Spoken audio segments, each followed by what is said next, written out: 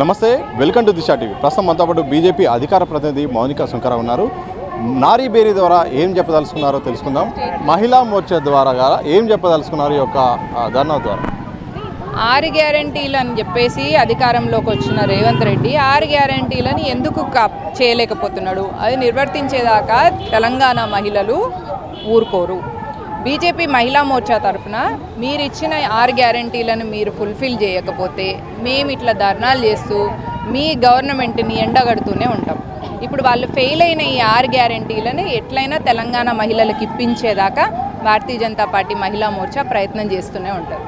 So 6 guarantee ఒక్కొక్కటిగా అమలు చేస్తున్నాము. ఆర్థిక పరిస్థితి బాగాలేకపోయినప్పుడు కూడా జాగ్రత్తగా ఒక్కొక్క మెట్టు ఎక్కుతున్నామని ప్రభుత్వం అంటుంది. ఆర్థిక పరిస్థితి బాగాలేదు, లంకె బిందెల కోసం వచ్చిన అన్నాడు రేవంత్ రెడ్డి. లంకె బిందెల కోసం ఎవరు వస్తారండి? పని చేతగాని వాళ్ళు ఎక్కడెక్కడ లంక బిందులు ఫూకట్లో దొరికితే ఏరుకొచ్చుకుందామని చూస్తారు. అది వాళ్ళంతా ఒక దొంగల ముఠా అన్నట్టు. ఆ దొంగల ముఠా అన్నిటికీ మేస్త్రి అంటే లీడరు. ఈయన ఆ దొంగల ముఠాకి లీడర్ ఈ రేవంత్ రెడ్డి. మరి ఈ రేవంత్ రెడ్డి గవర్నమెంట్ రాకముందేమో మేము 2500 మహిళలకు ఇస్తాం మహాలక్ష్మి పథకం కింద అన్నారు. ఇప్పుడేమో వైట్ రేషన్ కార్డు ఉన్న వాళ్ళకు మాత్రమే ఇస్తామంటున్నారు. మరి అప్పుడెందుకు అట్లా అన్నావు, ఇప్పుడెందుకు ఇట్లా అన్నావు? అంటే ఆర్థిక పరిస్థితి తెలంగాణది ఎట్లున్నది అనేది అదేమన్నా సీక్రెటా? అదేం బయట కనిపిస్తుంటుంది కదా. మన స్టేట్ బడ్జెట్ ఎంత, బడ్జెట్ నుంచి మనం దేనికి ఎంత అలొకేట్ చేస్తున్నాం అనేది అందరికీ తెలుస్తుంది బయటికి. మరి నీకు అవి తెలియకుండానే నువ్వు 6 గ్యారంటీలు ఇచ్చినావు అంటే ప్రజల్ని మభ్యపెట్టి గవర్నమెంట్లోకి రావడం అనేది చేసిన అన్నట్టు. ఇప్పుడు గవర్నమెంట్లోకి వచ్చిన తర్వాత డబ్బులు లేవు కాబట్టి మేమేం చేస్తాము, ఓన్లీ వైట్ కార్డు ఉన్న వాళ్ళకి ఇస్తాం. అంటే నువ్వు ప్రజల్ని ఎందుకు ఫూల్ చేస్తున్నావు? అంటే ప్రజల్ని మభ్యపెట్టడం, ప్రజల్ని ఫూల్స్గా అనుకోవడం, ఇదా మీ ప్రభుత్వాన్ని నడిపే పద్ధతి? ఇదా ఒక రాజకీయ నాయకుడికి ఉండాల్సిన లక్షణాలు?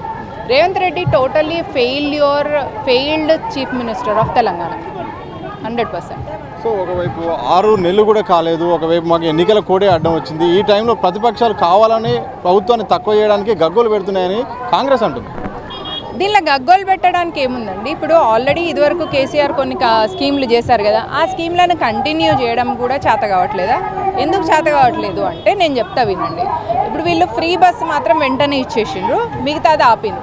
ఫ్రీ బస్ ఇవ్వడం వల్ల కూడా మరి ఆర్టీసీకి లాస్ అవుతుంది కదా, దాని గురించి మాట్లాడరు. మీరు ఫ్రీ బస్ ఇవ్వడానికి సిలిండర్ 500ని చేయకపోవడానికి ఏంటిదో కారణం నేను చెప్తా వినండి.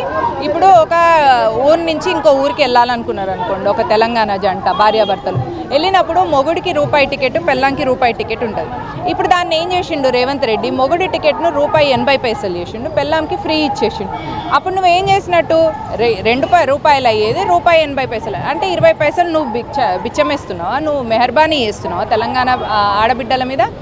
రజాకర్లను తరిమేసేంత దీశాలు ధైర్యం కలిగిన వాళ్ళు తెలంగాణ ఆడబిడ్డలు. వాళ్ళని నువ్వు ఇట్లా కన్ఫ్యూజ్ చేస్తున్నావు. అంటే ఫ్రీ బస్ ఇచ్చినట్టు ఇచ్చి, సరే ఈ ఫ్రీ బస్ ఇవ్వడం వల్ల ఎంత లాసో చూడండి. ఇప్పుడు అక్కడ ఆటోలు నడుపుకునే వాళ్ళు నడుపుకోలేకపోతున్నారు.